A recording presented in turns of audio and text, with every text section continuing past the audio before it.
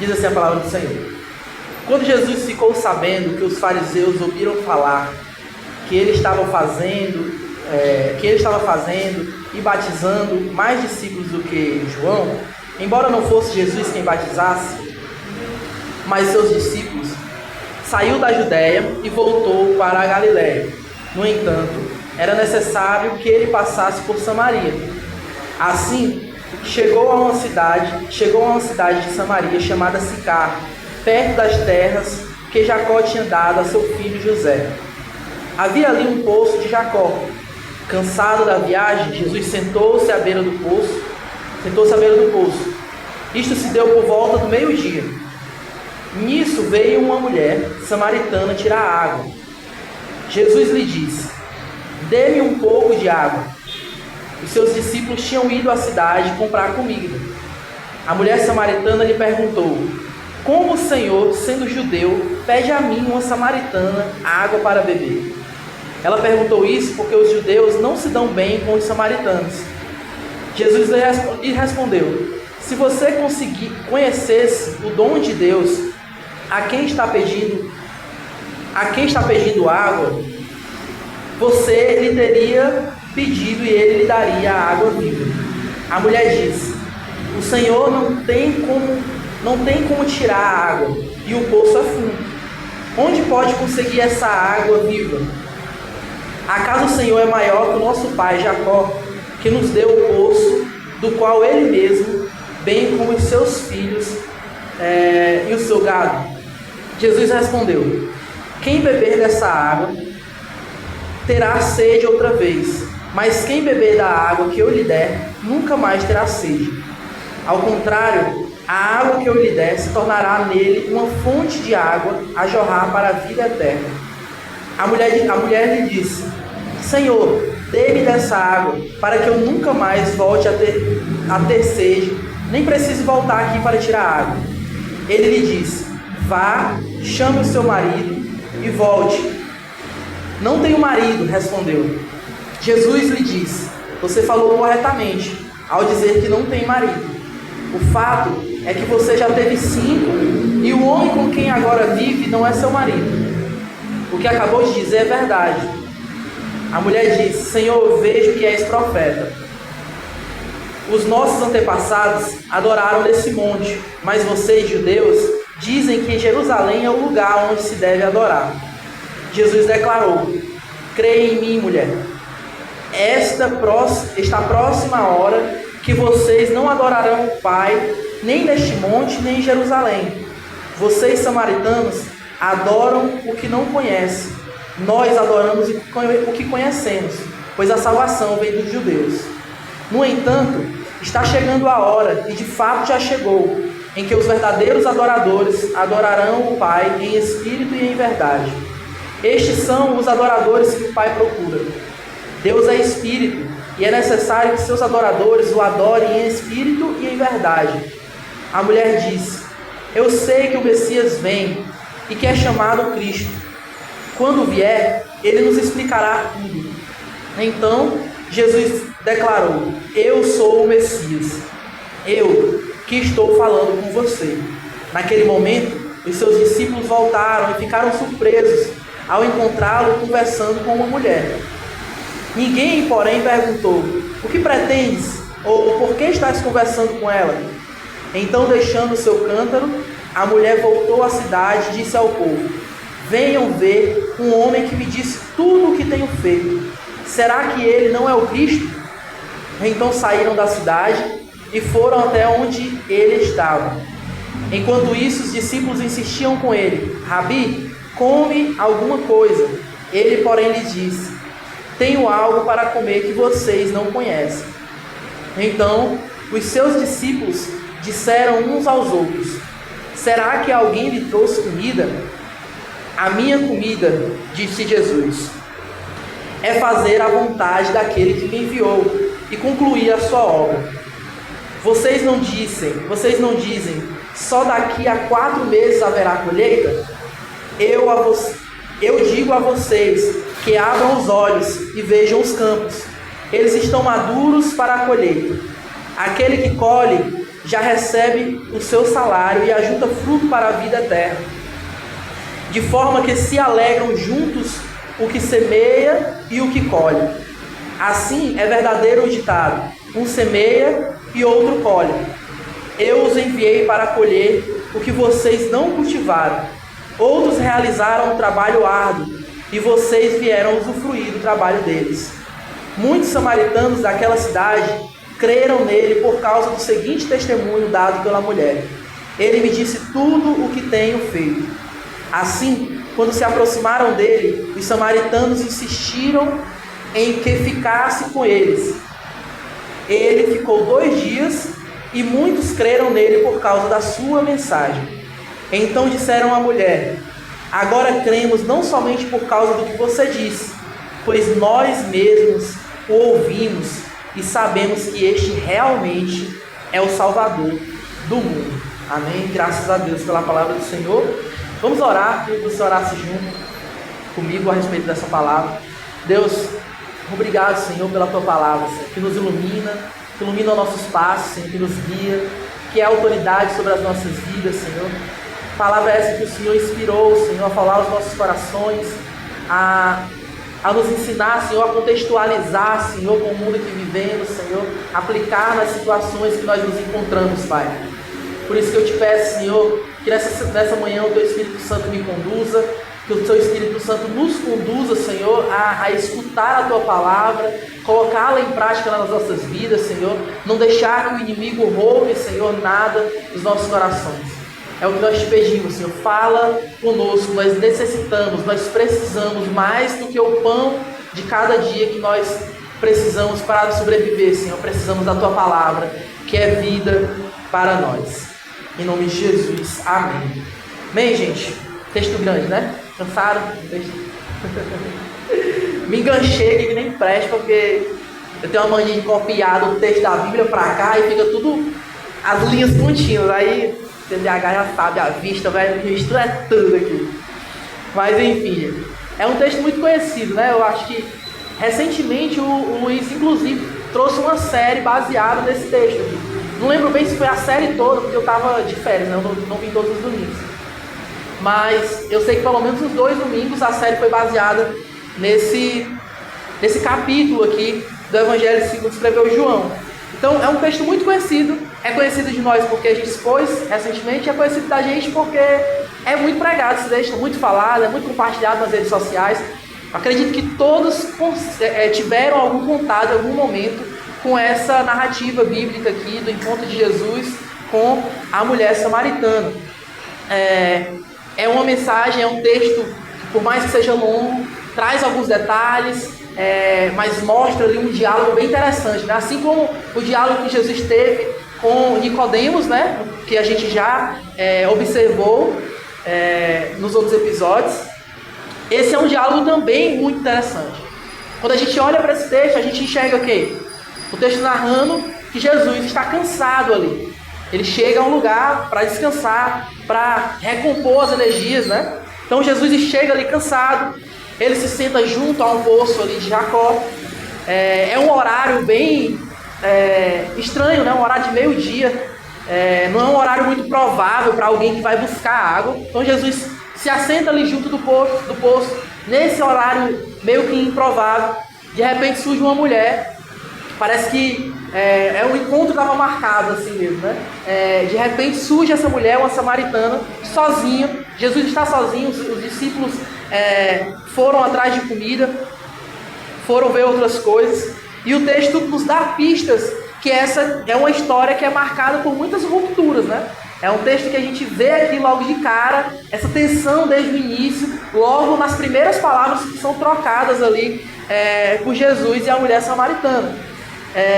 O encontro ele começa falando sobre essa questão da sede física, né? Jesus estava com sede, senta ali para descansar, a mulher está vindo ao poço, num horário que as pessoas normalmente não costumam ir lá beber água, então ela vai lá, nesse horário, talvez justamente por isso, e encontra lá, não qualquer pessoa, encontra o judeu, não qualquer judeu, encontra o judeu mais importante da história diante dela. E então, logo essa conversa aí que envolve uma sede física, muda rapidamente para uma sede que é muito mais revelada, é muito mais profunda, né? Uma sede que é uma sede espiritual, uma sede interior. Sejam bem-vindos, gente. Uma sede interior. Então, o que João mostra aqui é que, para além da nossa necessidade física, para além da nossa necessidade como ser humano, moral ou social, é uma necessidade que está sendo mostrada aqui pelo texto, espiritual, existencial. É algo muito mais interno, é algo muito mais profundo. Então, se a gente for observar esse texto, todo que a gente leu aqui, tem uma pergunta que atravessa todo ele, que é: como é que nós estamos tentando saciar a sede que todos nós sabemos que existe na nossa alma? Se você for sair aqui por essas ruas, sentar 10 minutos com alguém e conversar sobre coisas da vida, você vai perceber que no coração de todo ser humano há uma sede que às vezes ele não sabe, ele não conheceu, não sabe como pode ser saciado. Então, normalmente a gente tenta saciar em outros lugares que não no Senhor, né? Então, o texto ele nos joga essa indagação aqui logo de cara. É isso que Jesus está tentando extrair da mulher samaritana. É isso que Jesus está ali, através de perguntas, através de respostas impactantes ali, de um diálogo profundo. Ele está mostrando que, para além da sede que eles estão sentindo ali, de ir ali, tirar a água, descansar e tudo mais, há algo que é muito mais importante que isso. Jesus transforma um diálogo simples em algo muito profundo. Ele nos ensina como nós devemos observar a vida e como nós devemos observar as nossas relações. As nossas relações, o nosso diálogo, aquilo que nós possuímos, os nossos recursos, filhos, familiares, amigos, tudo isso é muito mais profundo do que aquilo que nós normalmente valorizamos. Vai muito mais além. Jesus convida aqui a gente a viver uma vida muito mais intencional. Ele poderia fingir que aquela mulher não estava ali, ou simplesmente dizer: eu estou aqui, eu sou judeu, tenho prioridade, sei lá, alguma coisa do tipo. Você não é nada, tu é mulher, ainda é samaritana. Para aquela época o contexto era esse. Mas não. Jesus ele rompe muitos paradigmas assim. Você vê que quando os discípulos voltam, ele se surpreende que ele está ali conversando com a mulher samaritana, né? Então, o texto ele joga essa pergunta na nossa cara: como é que a gente tem saciado essa sede que a gente sabe que existe dentro de nós? A conversa aqui ela começa com água, mas Jesus ele traz para o coração da mulher. Logo ele conduz esse diálogo para o coração dela, porque ele sabia muito mais coisas do que ela imaginava que ele sabia. Talvez ela encontrando ele ali, ela imaginava: não, ele sabe que eu sou samaritana, ele sabe de toda a treta que rola entre os dois povos. Mas Jesus estava muito mais interessado na treta que estava rolando no coração dela, nas intenções do seu coração, nos dilemas que ela estava vivendo pessoalmente na sua vida, e do tipo de salvação, do tipo de libertação que ela precisava. Ela pensa aqui em baldes, ela pensa no poço, ela pensa na água que pode ser tirada ali para saciar a sede deles, mas ele não. Ele fala sobre vida, ele fala sobre algo que é mais profundo. Então o problema aqui não é simplesmente um pecado isolado, não é simplesmente isso. Não é aquele pecado: eu sei que eu pequei nisso, eu sei que eu fiz isso, eu fiz aquilo, eu sei que eu estou falhando nisso. Não são coisas isoladas. O problema aqui é que, assim como ela, a gente tem buscado saciar a nossa sede, essa sede que a gente sabe que existe, em fontes que são insuficientes para saciar essa sede. A gente tem buscado em muitas coisas, a gente tem enchido a nossa vida de muitas coisas, a gente tem vivido uma correria louca, quando na verdade o que mais importa não são essas coisas que são acrescentadas e que nós encontramos no dia a dia. Pelo contrário, a fonte está no nosso Senhor. A mulher samaritana aqui carrega algumas camadas aqui de ruptura, né? Primeiro é uma ruptura étnica. Ela sabia que havia essa tensão entre os dois povos ali, os samaritanos e os judeus. Então ela sabia que havia essa crise. Aquele diálogo, antes de qualquer palavra rolar, já havia essa tensão. Dois povos que eram praticamente inimigos, não se batiam, entendeu? Tipo, você já viu alguém falando assim, né? Olha para uma pessoa e fala assim: não bateu o espírito, né? No nosso dia tem isso, né? Não bateu o espírito. Pronto, quando os samaritanos se batiam com o judeu, não batia o espírito, não batia a linhagem, não batia era nada. Então a treta era grande, certo? Segunda ruptura que a gente observa é uma ruptura moral, né? Jesus mostra ali, traz para a superfície que há uma história conjugal ali daquela mulher fragmentada. Jesus expõe que ela já teve muitos maridos e o que ela tem agora ainda não é o marido dela. Então, ele traz à tona isso também. Além da questão étnica, além da questão moral, também tem uma terceira coisa, que é essa ruptura religiosa. Porque a mulher indaga a ele, quando vê que ele é alguém diferente, logo ela traz aquela ideia de que onde é que a gente deve adorar. Então aí uma ruptura religiosa sobre qual é o lugar correto que as pessoas precisavam adorar. Então ela representa alguém que tentou organizar aqui talvez a vida várias vezes. Imagina uma mulher que teve 5 maridos. Imagina o tanto de rolê, o tanto de sofrimento que essa mulher passou, o tanto de coisa que ela teve que lidar. Você pode usar a imaginação aí. Mesmo sendo épocas diferentes, são problemas que às vezes se repetem nos nossos dias. Então, imagina. Olha a mulher que Jesus tem de frente agora, tratando, dialogando com ela, acolhendo as suas dores, acolhendo ali. Jesus está insultando, mas é um insulto muito menos para julgar a sua condição e muito mais para acolher, para trazer cura, para trazer um norte, para trazer um propósito real para a vida dela naquele momento. Então ela representa essa pessoa, ela representa nós que muitas vezes vacilamos, nós que muitas vezes erramos, planejamos algo e não dá certo, e a gente se frustra, e a gente não tem mais aquele ânimo de continuar, aquele ânimo de viver, aquele ânimo de seguir aquela carreira, aquele ânimo de continuar tentando aquela relação. Enfim, são muitas histórias que a gente tem representada só nessa quantidade de pessoas aqui. Imagina na quantidade de pessoas que nós representamos aqui, né? Quantidade de famílias que nós representamos. Então, há muitas vezes em nós essa frustração de alguém que tenta se reorganizar, que tenta traçar um rumo na vida, mas por diversos fatores sociais, emocionais, psicológicos, problemas se a gente fosse listar, a gente tem demais.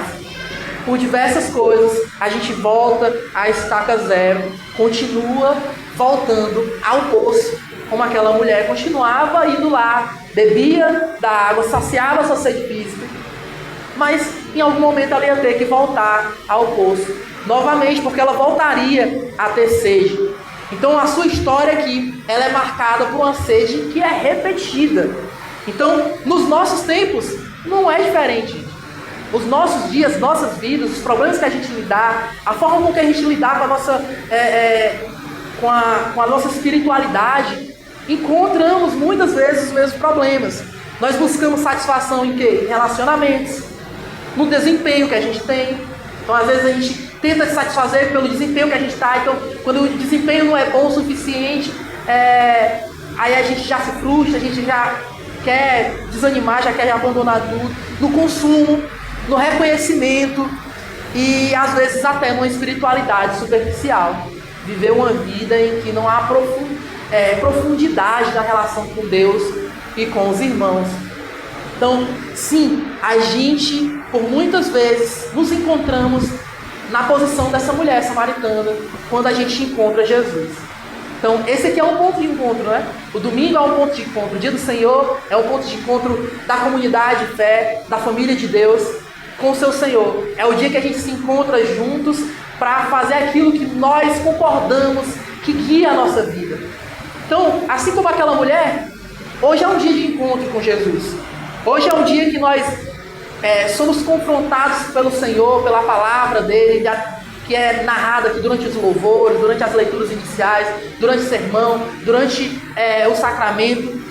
A gente encontra Jesus e a gente é confrontado a respeito de como nós temos vivido a nossa vida. A Quaresma, ela fala muito sobre isso, né? A gente vive aquela loucura, aquela correria do dia a dia. A gente chega na Páscoa, a gente quer festejar a Páscoa. Só que é necessário a gente acalmar o nosso coração, desacelerar, refletir sobre a nossa vida, refletir sobre os nossos atos, refletir sobre a nossa conduta, sobre como nós temos nos relacionados com o outro. A Quaresma é esse ponto que a gente encontra Jesus no momento que a gente está na correria do nosso dia a dia indo para o poço. E a gente encontra um Jesus que faz a gente parar com tudo aquilo que a gente está fazendo para escutar aquilo que verdadeiramente importa.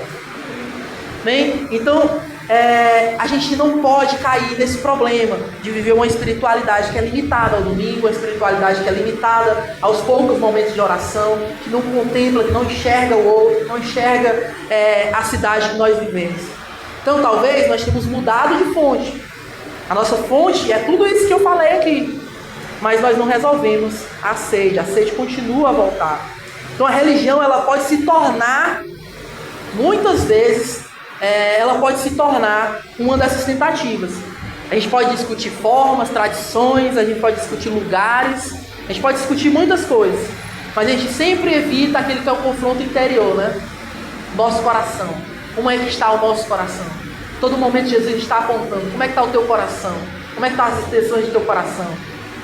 Você tem sido sincero? Às vezes a gente é muito sincero com os outros, né? Mas a gente tem sido sincero com a gente mesmo. A gente tem parado, tem refletido. Como é que eu tenho lidado comigo mesmo? Como é que eu tenho lidado com o próximo? Olhando para esse texto, a gente conclui um problema aqui que é central, né? Jesus expõe não apenas um comportamento que é desordenado, que é bagunçado, mas essa sede profunda. E sede não se resolve com esforço. Talvez tenha sido uma frase que vai marcar essa nossa série aqui. Não é pelo nosso esforço. A Quaresma mostra que não é por aquilo que nós conseguimos produzir, não é por aquilo que nós conseguimos fazer, mas é por aquilo que Deus fez por nós. A Quaresma não tem um fim em si mesma, ela aponta para a Páscoa, ela aponta para a ressurreição, aponta para a morte e ressurreição de Jesus. Então, a sede ela não se resolve com aquilo que nós podemos fazer, mas ela se resolve com a água que sacia de verdade a nossa sede, uma água que é verdadeira. Então, se o problema aqui que o texto nos aponta é uma sede que não se resolve tão facilmente assim, com os nossos esforços, de outro lado, o texto nos consola, nos abraça, nos traz para perto, nos restaura. De que forma? Nos mostrando a ação da graça de Deus. Como é que a graça de Deus ela aparece aqui? Ela aparece quando Jesus revela que a solução não é cavar mais poço, não é mais um emprego, não é mais um novo relacionamento para ver se vai dar certo, não é nada disso. Jesus revela que a solução para o nosso problema é receber uma fonte que é diferente de qualquer outro poço que foi cavado anteriormente. Jesus se mostra aqui superior a tudo aquilo que aquela mulher ouviu falar da lei e de outras histórias. A mulher samaritana representa alguém que tentou reorganizar a sua vida, mas ela continuou nesse lugar de carência. Então Jesus começa aqui condenando, ele não começa condenando essa história, mas ele oferece algo novo de verdade. Não um novo poço, não um novo brinquedo para ela saciar ali os seus prazeres e logo após voltar a ter sede. Não, ele aponta para si mesmo e fala, se você beber dessa água verdadeira, você não voltará a ter sede.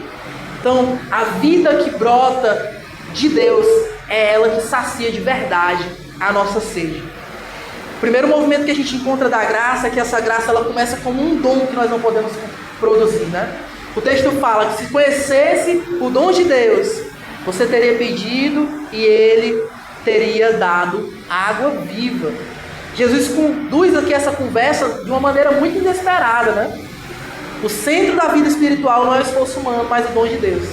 A mulher chega até um poço com um balde, ela pensa em esforço, trabalho, pensa em rotina, pensa naquilo que ela pode fazer. Mas Jesus não. Jesus fala de presente. Fala sobre aquilo que ela não merece, mas que Ele quer entregar a ela. Que Ele quer apresentar a ela essa nova mensagem. Essa é a nova mensagem. Um presente que é dado por Deus para alguém que não merece. Para alguém que o povo judeu rejeita. Para alguém que adora num lugar que as outras pessoas não consideram adequado. Jesus está mostrando aqui que essa mensagem do Evangelho se sobrepõe a qualquer religiosidade superficial. Ela vai além do que isso. Jesus fala de presente. Isso revela algo profundo sobre o Evangelho. A vida com Deus ela não começa quando nós conseguimos melhorar a nossa condição espiritual. Não é sobre isso. Não é sobre ritos apenas. Mas quando nós reconhecemos que dependemos de algo que só Deus pode dar.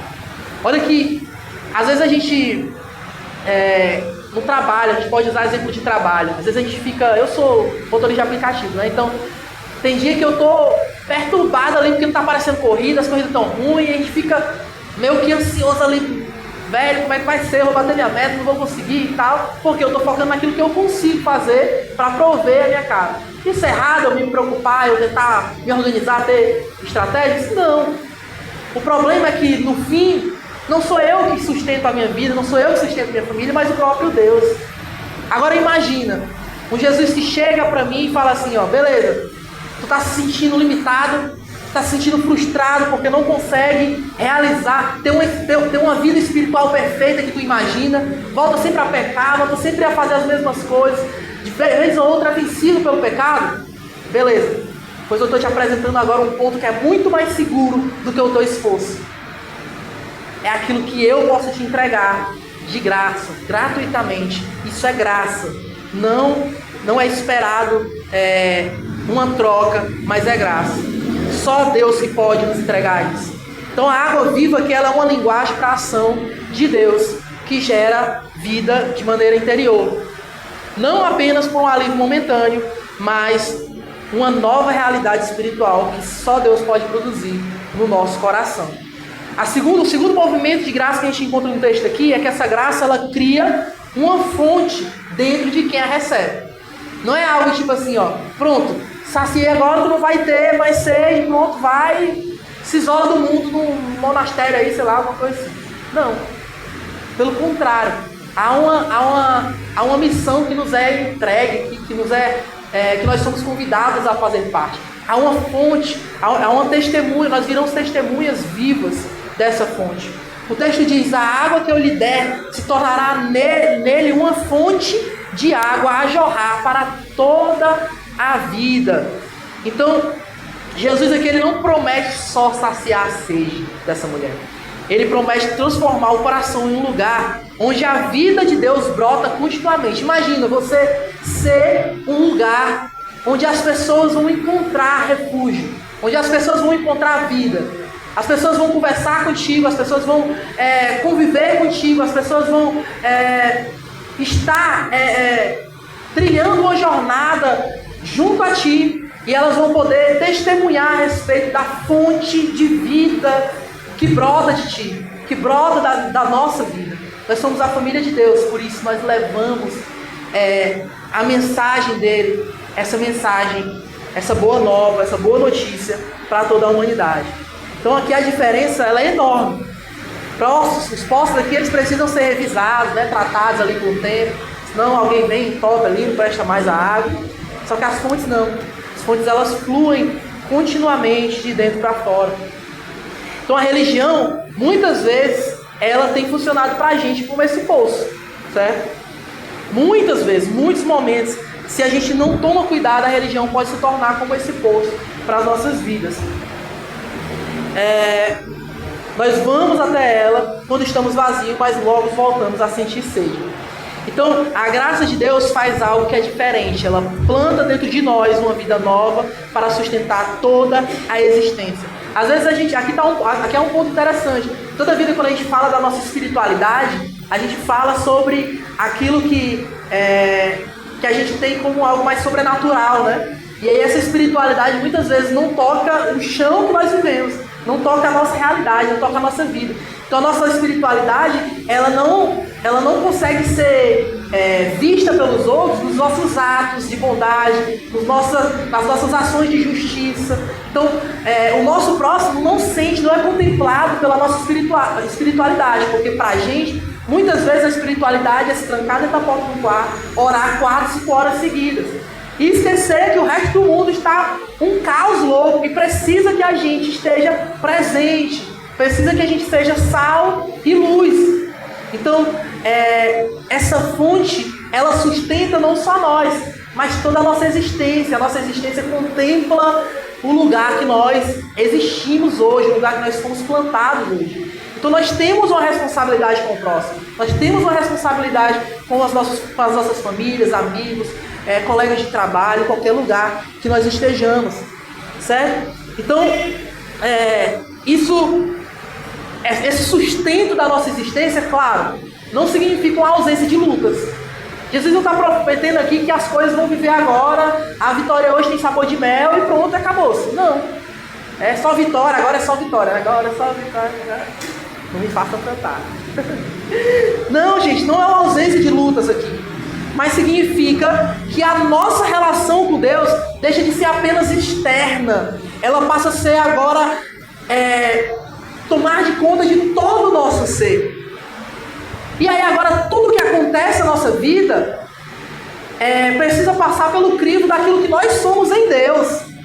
Então aquilo que acontece comigo é algo secundário, não primário, como a minha relação com Deus. Então as lutas vão vir, mas nós temos certeza de que de nós fluirão rios de água viva. Então, o terceiro movimento dessa graça, gente, é que ela restaura o centro da adoração. Lembra que lá no começo do sermão eu falei que a mulher joga aí essa questão muito debatida, em qual lugar deveríamos adorar a Deus, né? E o texto vai falar que os verdadeiros adoradores adorarão o Pai em espírito e em verdade. Então Jesus pega toda uma concepção ali de adoração muito mais ritualística. Não é um problema do ritual em si, mas ritualística no sentido de ser vazio, de ser apenas superficial, de ser apenas uma carcaça. Jesus pega isso e fala assim, vai chegar um tempo, e é chegada essa hora, que os verdadeiros adoradores adorarão em espírito e verdade. E isso vai ser a base, isso vai ser o que nos une, não o lugar em que nós fazemos isso.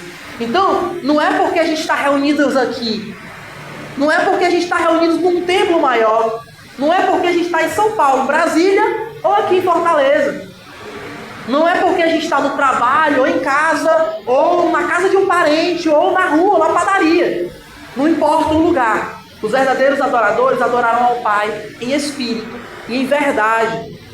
Então a conversa da mulher aqui, ela muda, rapidamente para uma discussão religiosa, né? É louco, tá falando aqui de água, ela entendeu, ela já viu que o caso ali falava de religião, então ela já puxa para isso como se ela soubesse muita coisa. E Jesus falando assim, coitada, é você que está precisando de ajuda, meu filho, viu? Então, vamos conversar aqui, que eu preciso te contar sobre uma boa nova que está rolando aí. Então Jesus, ao ser indagado sobre esse lugar certo de adorar, Jesus fala que essa questão não é uma questão geográfica, mas espiritual. O problema do ser humano não é apenas sede emocional, relacional.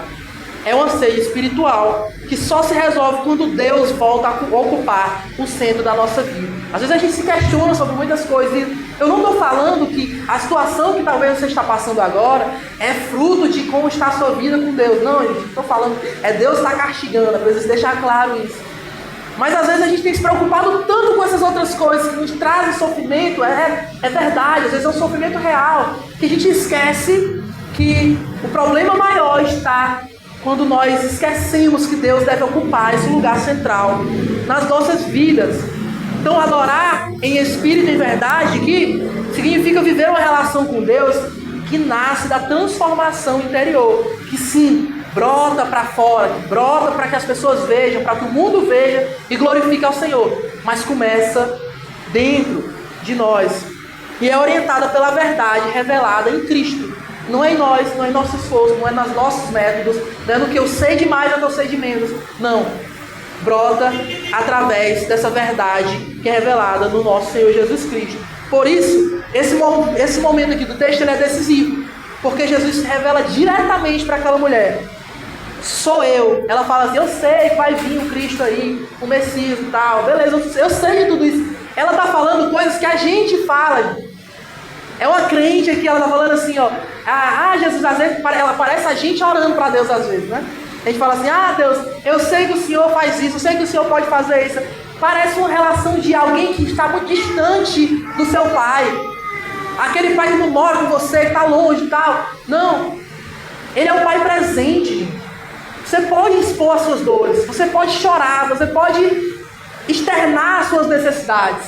Ele é nosso pai. E ao externar isso, ao achar que sabia de muita coisa, ela recebe uma revelação que é a mais impactante de tudo isso. Quando Jesus fala, beleza, tu sabe tudo isso, né? Engraçado que sabendo tudo isso, Tu não está enxergando que sou eu que estou aqui na tua frente. Sou eu o Cristo, sou eu o Messias. Sou eu aquele que vem da parte de Deus. Sou eu essa fonte de água viva. Sou eu o pão vivo que desceu do céu, do qual, participando da minha comunhão, vocês não voltarão a ter fome, não voltarão a ter sede. Jesus se revela para aquela mulher como algo que toma o centro da sua vida e muda todas as outras coisas. A fonte aqui não é uma doutrina abstrata, não é nada muito ideológico, muito conceitual, não. A fonte aqui é o próprio Cristo, a pessoa de Cristo que está presente diante dela. Lembra que eu falei que hoje é um dia de encontro, é um dia que nós encontramos também com o nosso Senhor juntos. Esse é um dia decisivo para nossas vidas. Os nossos encontros com Deus precisam ser dias que são decisivos para nossas vidas. Nós não podemos sair daqui da mesma forma, como aquela mulher não saiu daquele lugar da mesma forma. Nós não podemos encontrar os nossos irmãos, encontrar aqueles que creem nesse Jesus junto conosco. Nós não podemos abrir as nossas bocas, nós não podemos se derramar, fazer mil coisas, gritar, correr. Não podemos fazer tudo isso e sair daqui da mesma forma que nós entramos. Algo precisa mudar, algo precisa ser restaurado pelo nosso Senhor. Dessa forma, olhando para o texto, a gente observa que o que acontece depois, ele aqui é profundamente significativo. A mulher deixa o cântaro, ela veio buscar água, né? É engraçado que ela veio buscar água, mas ela sai anunciando a verdadeira água. Ela sai, deixa seu cântaro e sai anunciando a respeito do encontro que ela teve com Jesus. É o que a gente tem falado nas reuniões, é o que a gente tem falado nos cultos, é o que a gente tem falado no nosso dia a dia. Não é preciso muito para que a gente fale sobre o nosso Senhor. Não é preciso muito para que a gente testemunhe a respeito do nosso Deus. É preciso que a gente tenha tido de verdade um encontro com Ele. Porque tendo encontrado com Ele, aquela mulher talvez, ela chegou naquele poço achando que sabia muito. Ela saiu dali entendendo que ela não sabia nada. Mas uma coisa, ela saiu dali tendo certeza. Ela encontrou o Messias. Nós precisamos sair daqui tendo certeza de que nós encontramos o Senhor. Isso não pode ficar para amanhã. Isso não pode ser uma reflexão para depois. Isso vai se perder na nossa semana, na correria do nosso dia. Precisa ser uma decisão para hoje. Ela sai anunciando Jesus. E quando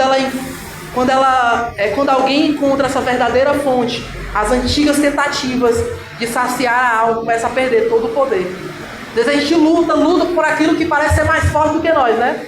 Quando na verdade nós precisaríamos estar lutando para encontrar de algo, ou se rendendo, como no sermão anterior, né? Aprendendo a receber de Deus. E aí, baixando as nossas armas, baixando os nossos métodos, a gente aprendendo a receber de Deus, a gente vai aprender a também entregar para os outros. Então as nossas antigas tentativas precisam ser abandonadas. Ele é a nossa verdadeira fonte. A graça, ela não apenas mata a nossa sede, ela transforma quem recebe numa fonte. Nós precisamos saber disso. E se Cristo é a fonte, então seguir Jesus é aprender a beber continuamente dessa água que não deixa a gente voltar a ter sede.